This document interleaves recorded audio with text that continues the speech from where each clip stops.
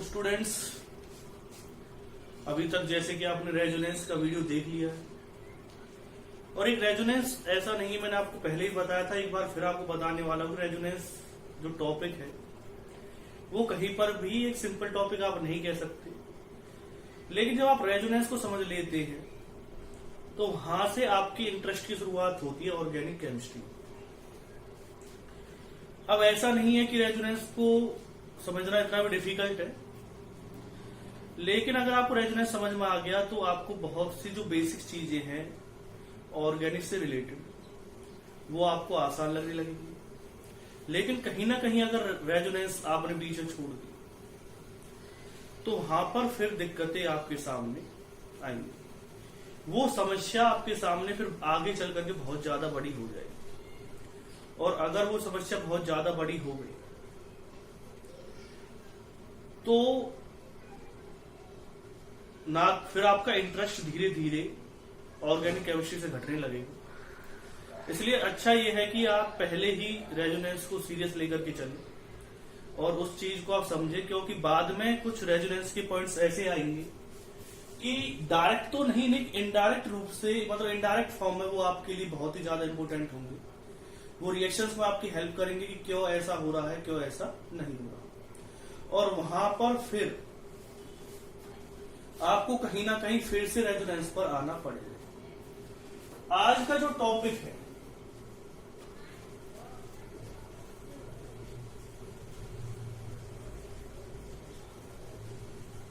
वो इसलिए ज्यादा इंपॉर्टेंट है कि यह उसी पार्ट की मैं बात कर रहा हूं आपके सामने कि ये इंपॉर्टेंस दिखाएगा आपको किसी भी रिएक्शन के अंदर कि रेजोनेंस की क्या इंपॉर्टेंस है और कौन सी स्ट्रक्चर ज्यादा स्टेबल होगी। इससे हम बहुत सी कंडीशन एसिडिक और बेसिक करैक्टर के बारे में पढ़ते हैं कि रेजोनेंस की वजह से किसका एसिडिक और बेसिक करैक्टर ज्यादा होगा। एक टॉपिक और है हाइपर कंजुगेशन। मैं इन टॉपिक्स के इसलिए आपसे बहुत ज्यादा बातें कर रहा हूं, इन तीन टॉपिक के, इंडक्टिव इफेक्ट, रेजोनेंस और हाइपर कंजुगेशन। 2 या 3 क्वेश्चंस नीट और 2 या 3 क्वेश्चंस मेंस में आने की पूरे चांस रहते हैं इन टॉपिक्स। ये टॉपिक्स एक तरह से बेसिक नीड है केमिस्ट्री जो आपको आनी चाहिए। खास करके ऑर्गेनिक केमिस्ट्री की हम बात करें तो ऑर्गेनिक केमिस्ट्री की बेसिक नीड्स है।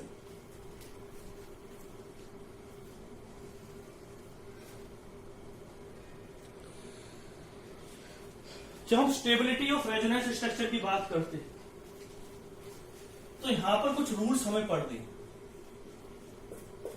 ये रूल्स हमें बताएंगे कि कौन सी रेजोनेटिंग स्ट्रक्चर ज्यादा स्टेबल है। देखो, अगर हम बात करें रूल्स की,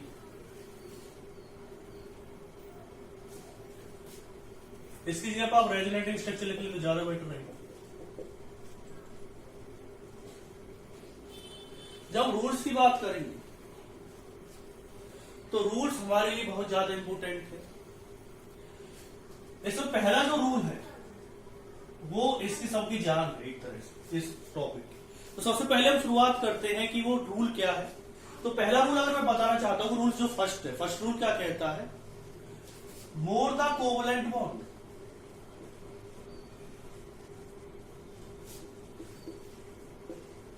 मोर द स्टेबिलिटी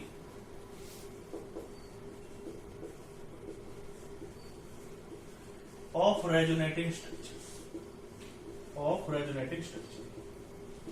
रेजोनेटिंग स्ट्रक्चर को हम कैनोनिकल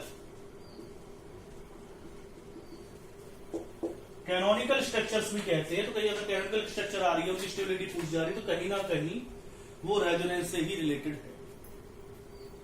अब पॉइंट आता है इसमें रूल्स फर्स्ट। जब हम बात कर रहे हैं कि रूल फर्स्ट क्या कह रहा है हमसे, कि रूल, मैं हर एक रूल आपको बताता चला जाऊंगा और रूल के साथ साथ मैं आपको बताऊंगा कि कौन सी स्ट्रक्चर ज्यादा स्टेबल है, कौन सी स्ट्रक्चर कम स्टेबल है। उसका एक एग्जांपल भी आपको साथ में दूंगा मैं। लेकिन एक चीज आपको याद रखनी है कि इस रूल को सबसे ज्यादा प्रेफरेंस दी जाती है, यानी कि और रूल्स के कंपेयर में अगर कहीं पर 2 रूल फॉलो हो रहे हैं, एक स्ट्रक्चर में एक रूल फॉलो हो रहा है, एक स्ट्रक्चर में एक रूल फॉलो हो रहा है, तो आप अगर वहां पर कहीं ना कहीं कोवलेंट बॉन्ड वाला रूल लग रहा है कि उसमें ज्यादा, एक में कोवलेंट बॉन्ड ज्यादा है, एक में कोवलेंट बॉन्ड क्या है, कम है, लेकिन उसमें कोई दूसरा रूल फॉलो हो रहा है, तो आप कोवलेंट बॉन्ड वाले रूल को ज्यादा प्रेफरेंस देंगे, यानी इस रूल को सबसे ज्यादा प्रेफरेंस दी जाएगी। अगर आपको मैं एग्जांपल की फॉर्म में बताऊं तो आपको अगर एक कंपाउंड दे रखा है इस तरह से, इसके पास लॉन्ग पेयर है, यहां पर है पॉजिटिव चार्ज, कार्बन के ऊपर पॉजिटिव चार्ज यानी कार्बोकैटायन। अगर मैं इसकी रेजोनेटिंग स्ट्रक्चर बनाता हूं, जैसे कि मैंने आपको पहले ही रेजोनेटिंग स्ट्रक्चर बनाने की बहुत ज्यादा वीडियोज आपके सामने डाल दिए थे, कम से कम 8 वीडियो सिर्फ इसी वजह से डाले गए हैं वो कि आप रेजोनेटिंग स्ट्रक्चर बनाना सीख जाएं और आप ये सीख जाएं कि किसमें पॉजिटिव आर इफेक्ट होगा, किसमें नेगेटिव आर इफेक्ट होगा। जब आप इसकी ये रेजोनेटिंग स्ट्रक्चर बनाएंगे, ऑक्सीजन के ऊपर आएगा पॉजिटिव चार्ज, यहां पे आ जाएगा डबल बॉन्ड। अब यहां पर क्वेश्चन अराइज होता है कि कौन सी स्ट्रक्चर, अगर हम इसे फर्स्ट मान रहे हैं और इसे सेकंड, और क्वेश्चन पूछा जाएगा कि फर्स्ट और सेकंड में से कौन सी रेजोनेटिंग स्ट्रक्चर ज्यादा स्टेबल है, तो आपका जवाब होना चाहिए, रूल आपको देखना है, more the covalent bond more the stability of resonating structure. इसमें कितने कोवलेंट बॉन्ड है, आप ज्यादा डीपली ना जाते हो, सिर्फ जो बॉन्ड आपको दिखाई दे रहे उन्हें काउंट कर सकते हैं, 1 2 3 4 5 6, इसमें 6 कोवलेंट बॉन्ड। इसमें कितने दिखाई दे रहे, 1 2 3 4 5 6 7, इसमें 7 कोवलेंट बॉन्ड। तो एक कोवलेंट बॉन्ड इसमें ज्यादा है कंपेयर टू इसके, तो सेकेंड स्ट्रक्चर ज्यादा स्टेबल होगी कंपेयर टू फर्स्ट बॉन्ड। फिर मैं आपको बता देता हूं, रूल को आप अच्छी तरह से पढ़ लें, more the covalent bond more the stability of resonating structure. तो वही मैंने आपको बताया, बहुत क्वेश्चन आते हैं इससे मेंस में भी और नीट में भी, बहुत इंपॉर्टेंट टॉपिक है ये।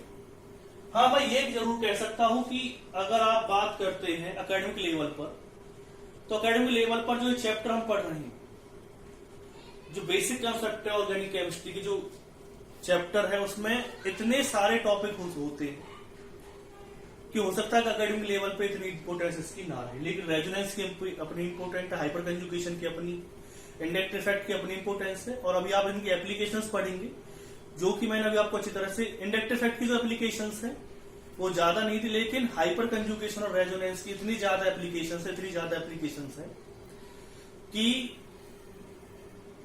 आपको अगर वो समझ में आ गई तो ये लगा लीजिए आपके 2 या 3 क्वेश्चंस नीट और मेंस के लिए प्रिपेयर हो चुके हैं। तो आगे हम नेक्स्ट पॉइंट पर बात करते हैं।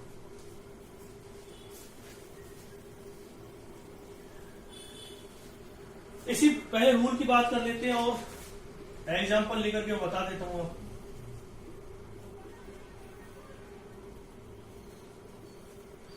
यहां पर क्या दे रखा, पॉजिटिव चार्ज, इसके पास लॉन पेयर इलेक्ट्रॉन देगा, इसे डबल बॉन्ड आ जाएगा हाइड्रोजन। तो अगर मैं फर्स्ट और सेकंड की बात करता हूं तो सेकंड ज्यादा स्टेबल होगी कंपेयर टू फर्स्ट। आप इसे नोट डाउन कीजिए।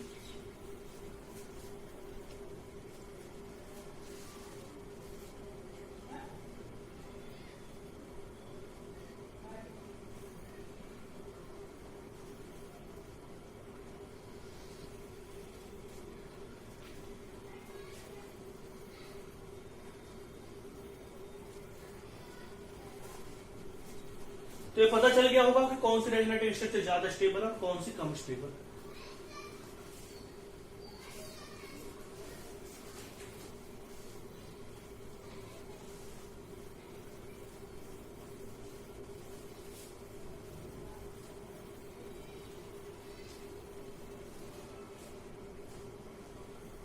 रूल्स है कि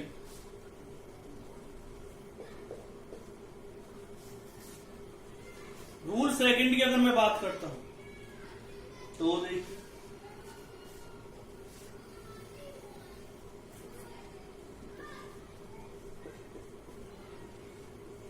if A resonating structure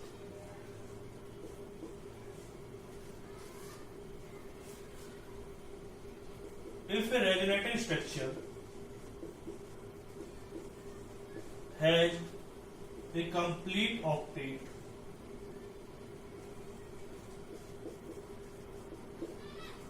it is more stable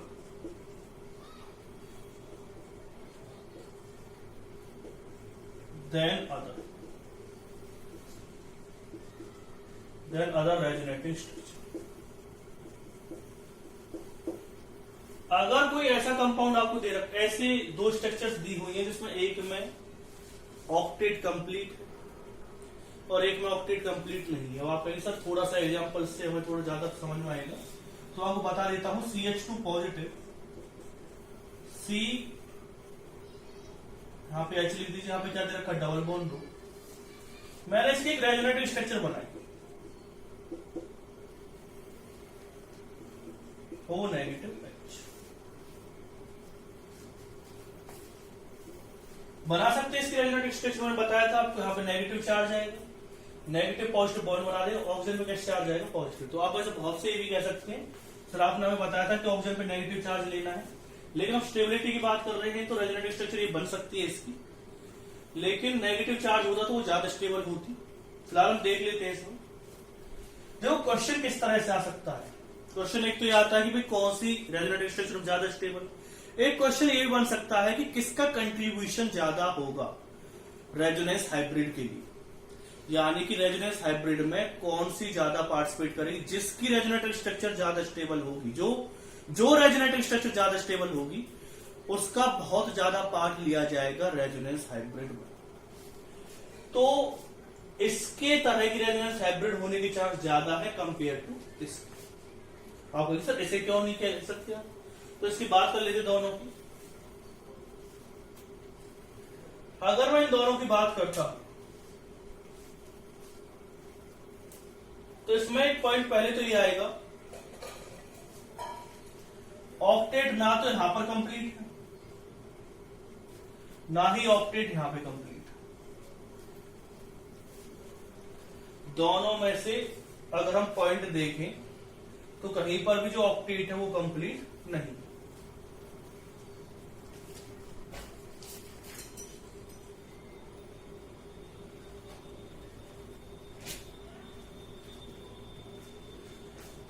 यहां पर कार्बन की बात हो रही है, ना तो कार्बन का ऑक्टेट कंप्लीट है ना यहां पे ऑक्सीजन का ऑक्टेट कंप्लीट है, तो ऑक्सीजन का ऑक्टेट कंप्लीट ना होने की वजह से आप सर कार्बन का तो कंप्लीट नहीं, लेकिन मोर इलेक्ट्रोनेगेटिव जो एटम होता है उसका अगर ऑक्टेट कंप्लीट नहीं है तो उसकी जो स्टेबिलिटी है, अगर कोई मोर इलेक्ट्रोनेगेटिव एलिमेंट आपको दे रखा है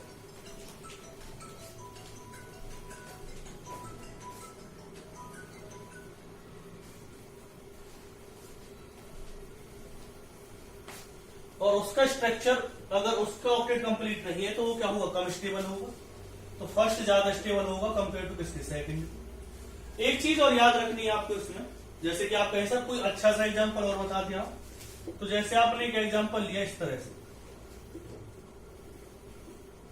यहां पर ऑक्सीजन दे रखा था पॉजिटिव चार्ज, यहां पर ऑक्सीजन अगर हम बात करते कार्बन का ऑक्टेट कंप्लीट नहीं है, लेकिन मैं इसके अंदर रेजोनेटिव स्ट्रक्चर बनाता हूं तो आप देखेंगे कार्बन का ऑक्टेट, यहां पर कार्बन का ऑक्टेट कंप्लीट नहीं, क्योंकि कार्बोकैटायन। अब आप कहेंगे हमें कैसे पता चलेगा सर किसका ऑक्टेट कंप्लीट है किसका नहीं, तो मैं एक चीज आपको बता देता हूं, ये कार्बोकैटायन और कार्बोकैटायन में आपको याद हो तो कितने इलेक्ट्रॉन बताए थे, 6 इलेक्ट्रॉन, लेकिन इस वाले केस में क्या हुआ है कि कार्बन को 2 इलेक्ट्रॉन मिल गए, यहां पर कितने इलेक्ट्रॉन है कार्बन के पास, 1।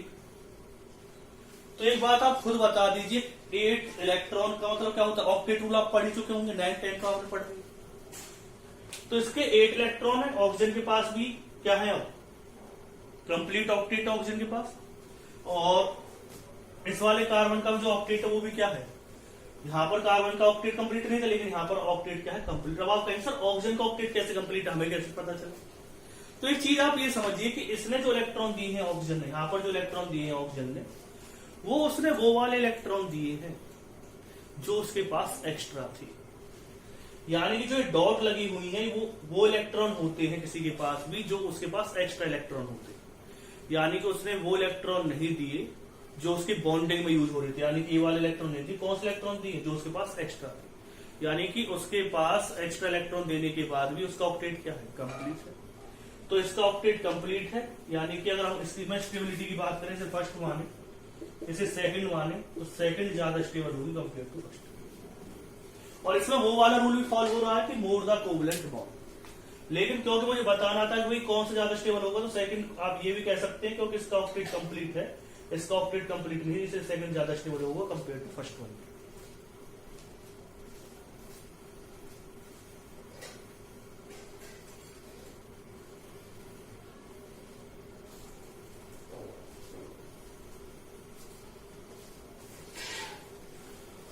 अब आते हैं रूल थर्ड पे।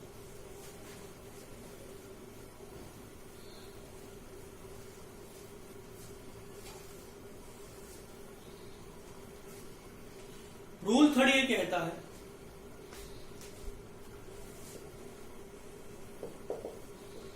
Neutral resonating structure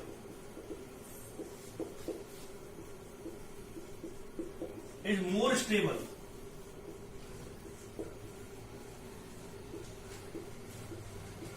compared to charged one। जो न्यूट्रल रेजोनेटिंग स्ट्रक्चर है वो ज्यादा स्टेबल होती है कंपेयर टू चार्ज वन। इसका एग्जांपल कैसे है, जैसे आपको कंपाउंड दे रखा है एसिड और बॉन्ड 2 और एक क्या दे रखा OH। इसका रेजोनेटिंग स्ट्रक्चर आपने बनाया, इसे फर्स्ट मान लिए। रेजोनेटिंग स्ट्रक्चर आपको बनानी आ गई है तो चीजें आपको बहुत ही अच्छी तरह से और आसानी से समझ में आएगी।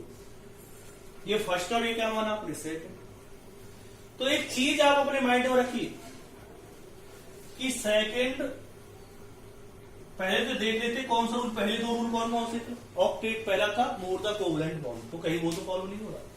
1 2 3 4 5 जो जो आपको बॉन्ड दिखाई दे रहे कम से कम उन्हें एटलीस्ट काउंट कर लीजिए। 1 2 3 4 5 दोनों जगह नंबर ऑफ जो बॉन्ड है वो सेम है, यानी कि पहला रूल फॉलो होने का कोई लॉजिक नहीं। दूसरा रूल ये कहता है कंप्लीट ऑक्टेट। तो आप अगर आप देखेंगे यहां पर सभी का ऑक्टेट क्या है, कंप्लीट है। अब आप सही कहेंगे सर ऑक्टेट का तो ऑक्टेट कंप्लीट नहीं है, तो आप काउंट कर लेना इसके पास नेगेटिव चार्ज। अगर पॉजिटिव चार्ज होता तब तो मैं कह सकता था उसका ऑक्टेट कंप्लीट नहीं है। तो नेगेटिव चार्ज है, इसमें 7 इलेक्ट्रॉन ऑक्सीजन के पास है और एक बॉन्ड से मिल गया, कितने हो जाएंगे 8। इस वाले ऑक्सीजन का ऑक्टेट कंप्लीट, यानी सबका ऑक्टेट क्या है, कंप्लीट है। तो वो रूल भी फॉलो नहीं हो रहा, इसमें भी पहले ऑक्टेट कंप्लीट है सभी का। तीसरा रूल आता है फिर ये वाला, ये इसके ऊपर कोई भी चार्ज नहीं है लेकिन इसके पास क्या है, चार्ज है। इसके पास चार्ज है सेकंड रेजोनेटिंग स्ट्रक्चर के पास, फर्स्ट के पास चार्ज नहीं। तो कौन ज्यादा स्टेबल होगा, फर्स्ट ज्यादा स्टेबल होगा, सेकंड क्या होगा, कम स्टेबल होगा। क्योंकि इस पे क्या नहीं है, कोई भी चार्ज नहीं है, लेकिन इस पे क्या है, पॉजिटिव चार्ज, और उस पर क्या चार्ज दे रखा है, नेगेटिव चार्ज भी है। तो ये वाली रेजोनेटिंग स्ट्रक्चर ज्यादा स्टेबल होगी और ये वाली रेजोनेटिंग स्ट्रक्चर क्या होगी, कम स्टेबल होगी, क्योंकि इसके ऊपर कोई चार्ज नहीं है लेकिन इसके ऊपर क्या है, चार्ज है। अब बात करते हैं हम रूल 4। जो रूल 4 की अगर हम बात करते हैं तो रूल 4 भी एक इंपोर्टेंट पॉइंट है। और रूल 4 में आप क्या पढ़ेंगे कि जैसे कोई इलेक्ट्रोनेगेटिव एटम, मैं आपको बता चुका हूं, अब बात आती है कौन से को इलेक्ट्रोनेगेटिव एटम माने।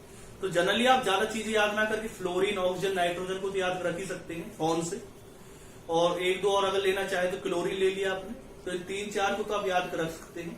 तो जो ये मोर इलेक्ट्रोनेगेटिव, ये नहीं कहेंगे इलेक्ट्रोनेगेटिव एटम, इलेक्ट्रोनेगेटिव तो ज्यादातर जितने भी हेलोजन है वो इलेक्ट्रोनेगेटिव होते हैं, यानी फ्लोरीन, क्लोरीन, ब्रोमीन, आयोडीन। लेकिन बात आ रही है कि मोर इलेक्ट्रोनेगेटिव होते हैं फ्लोरीन, ऑक्सीजन, नाइट्रोजन और chlorine.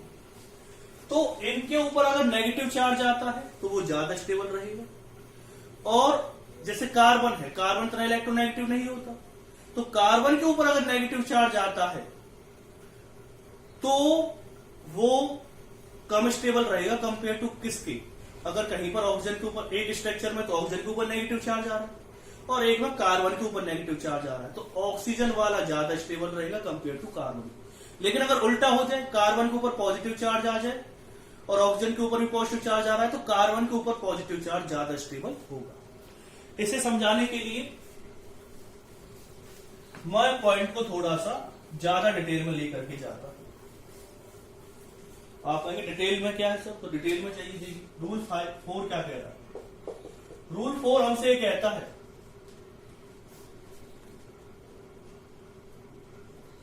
Negative charge is more stable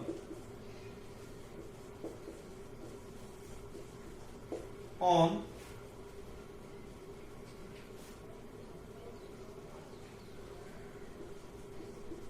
more electronegative element and positive charge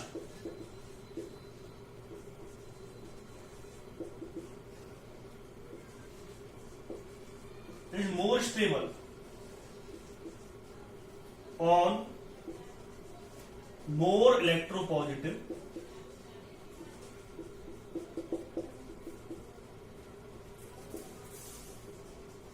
element। तो इसका एग्जाम्पल क्या हो सकता है?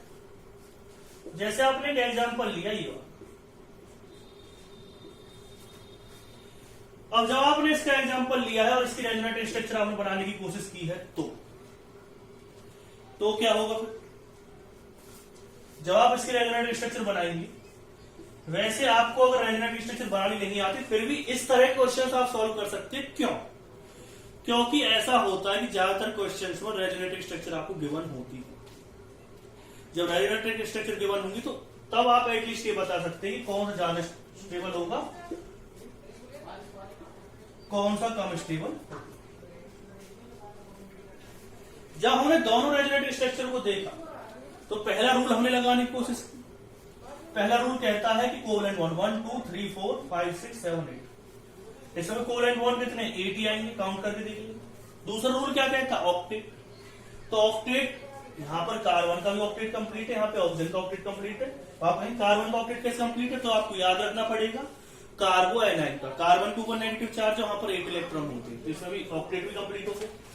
तीसरा रूल ये कहता है, तीसरा रूल हमसे ये कहता है, जैसे कि कोई भी आपको दे रखा है कि चार्ज स्ट्रक्चर, अब ये भी चार्ज और ये भी क्या है चार्ज, इसमें भी ऑक्सीजन के ऊपर नेगेटिव चार्ज, मतलब कि चार्ज ये भी है, चार्ज 1 ये भी है। तो दोनों में अगर स्टेबिलिटी की बात करें तो दोनों ही चार्ज है, तो यहां पर वो चार्ज वाला रूल दे देते। नेक्स्ट वाला रूल ये कहता है,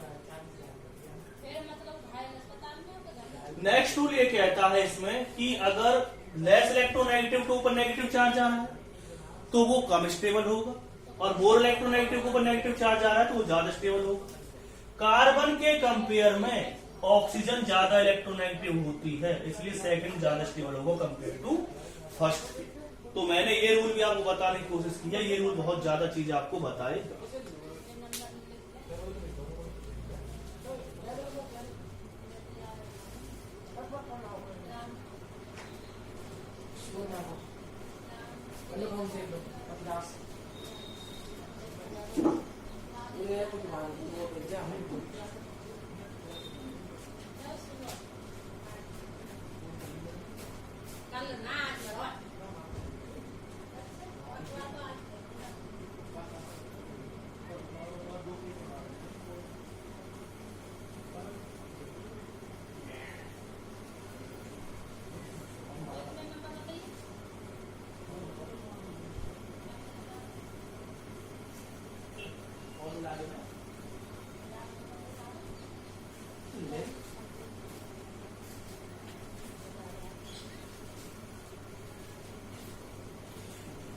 फिर अगर हम नेक्स्ट पॉइंट पे आते हैं इसमें,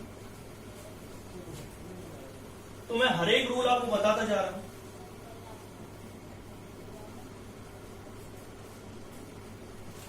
रूल 5 क्या कह रहा है?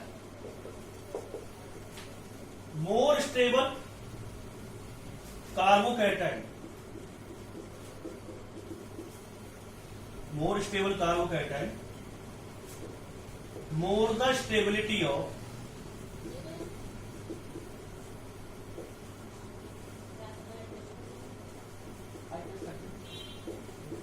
मोर the stability of resonative structure. यानी कि जितना कार्बोकैटायन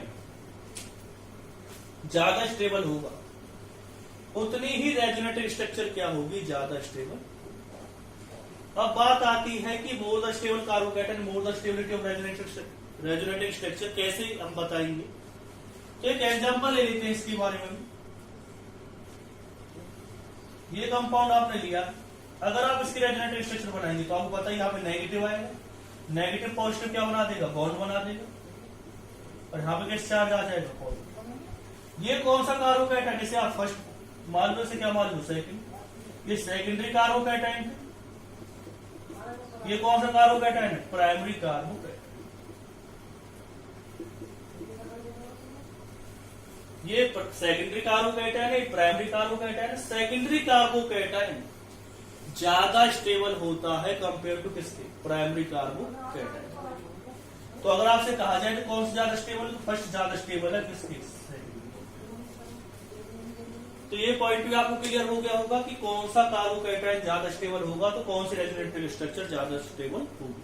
मैं आपको ऑलरेडी बता चुका हूं इंडक्टिव इफेक्ट में कि जो टर्सरी कार्बोकैटायन है वो सबसे ज्यादा स्टेबल होता है, फिर सेकेंडरी, फिर कौन सा होता है, प्राइमरी। तो वो चीजें भी मैंने आपके सामने क्लियर करी थी, ये चीज भी आपके सामने क्लियर हो गई। अब आते हैं हम नेक्स्ट वन पे। नेक्स्ट वन पॉइंट की अगर हम बात करते हैं, यहां पर भी एक पॉइंट क्लियर होगा, वो पॉइंट मैं आपको बताने की कोशिश करूंगा। पहले मैं आपको एग्जांपल बताऊंगा, या फिर पहले मैं आपको रूल बता देता हूं, फिर उसके अकॉर्डिंग एग्जांपल मैं आपको बताऊंगा। तो देखिए रूल उसका,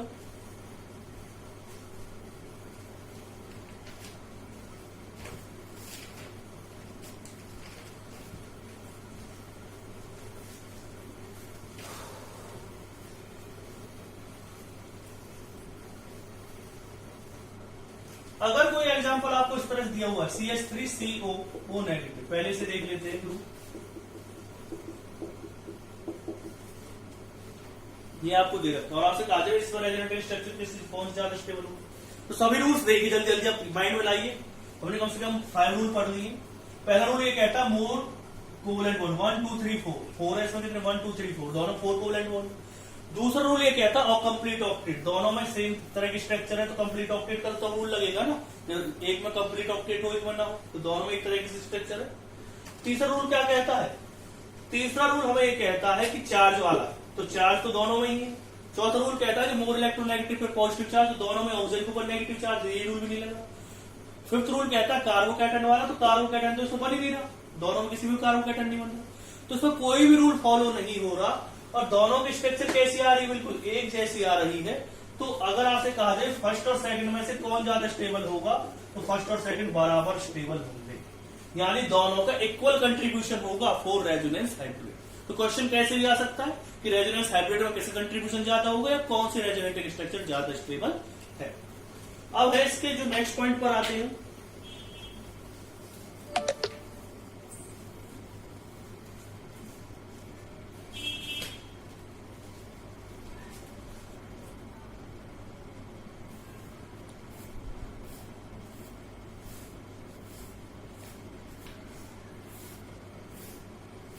नेक्स्ट रूल ये कहता है, तो नेक्स्ट रूल से पहले एक और एग्जांपल देख लेते हैं।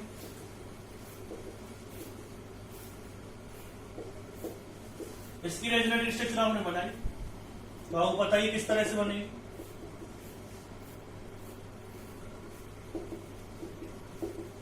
और आपसे कहा जाए इन दोनों में से कौन सा ज्यादा स्टेबल होगा, तो आपको एक चीज याद रखनी है, इसमें CH2 के ऊपर नेगेटिव चार्ज, इसमें NH के ऊपर नेगेटिव चार्ज है, तो मोर इलेक्ट्रोनेगेटिव आइटम के ऊपर जो नेगेटिव चार्ज होता है वो ज्यादा स्टेबल होता है।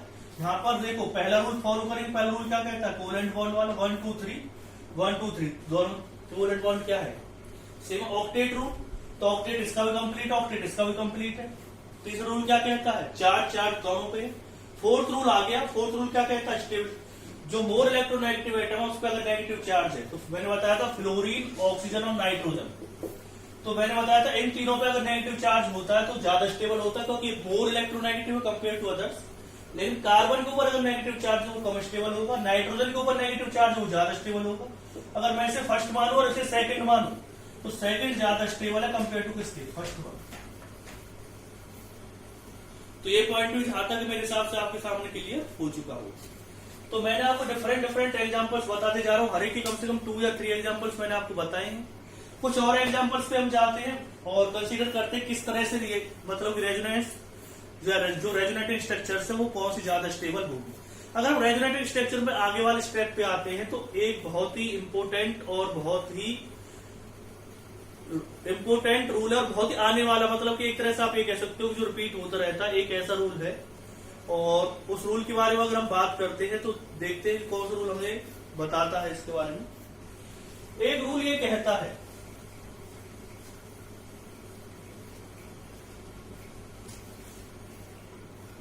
रूल 6 ये कह रहा है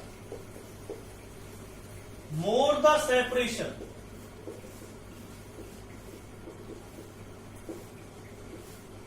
बिटवीन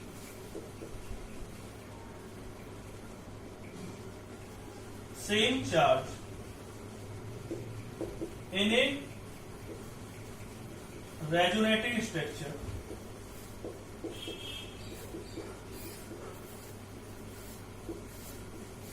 more the stability। और रूल 7 ये कहता है less the separation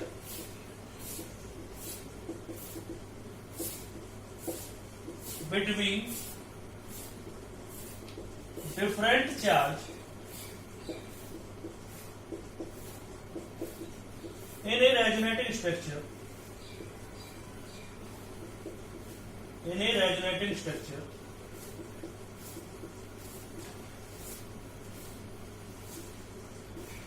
more the stability।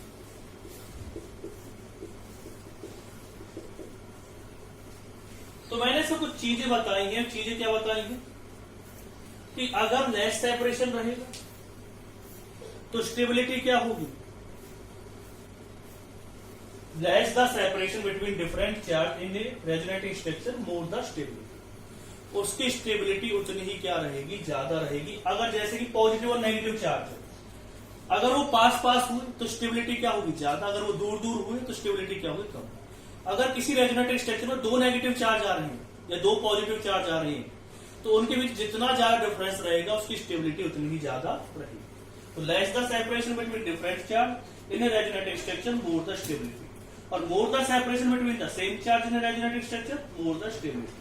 तो दोनों रूल से हम कुछ चीजें समझने की कोशिश करते हैं। मैं आपके सामने जो रेजोनेटिंग स्ट्रक्चर बना रहा हूं फिनॉल। तो हम जब फिनॉल के रेजोनेटिंग स्ट्रक्चर बनाएंगे तो देखिए कैसे बनेगा।